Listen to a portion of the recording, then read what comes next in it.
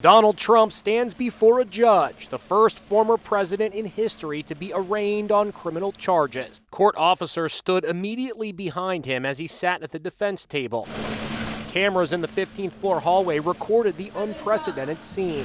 Will you come speak to us, President Trump? And look, a court officer didn't hold the door for him as it closed. The former president actually has to push the door open for himself, which is probably the first time he's had to do that in quite some time. Trump looked grim and glowered at the camera. Inside court, he was scowling again. His demeanor was described as visibly angry.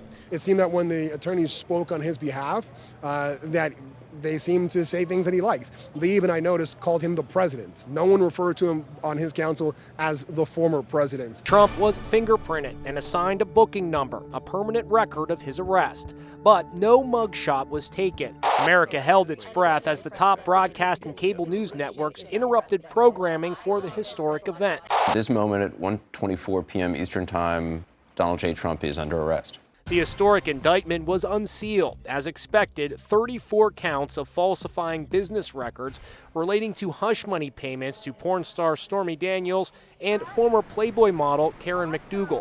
This is a historic moment.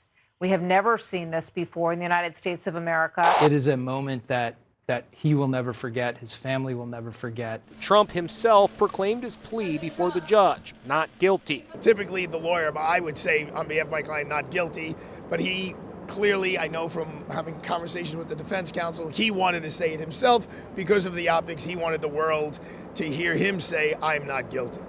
The former president left Trump Tower in a motorcade for the 7-mile drive to the criminal court building in Lower Manhattan. He posted from the motorcade, "So surreal. Wow." There's officers in plain clothes. There's different vehicles and assets that are in place that nobody would even know are here.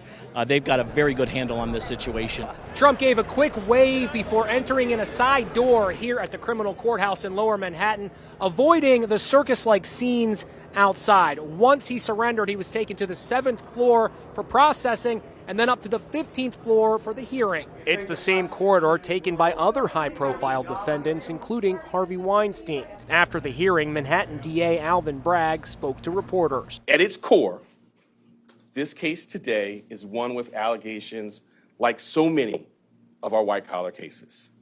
Allegations that someone lied again and again to protect their interests and evade the laws to which we are all held accountable. Trump did not speak out as expected. He directed his motorcade to take him straight to LaGuardia Airport to return to Florida without returning to Trump Tower.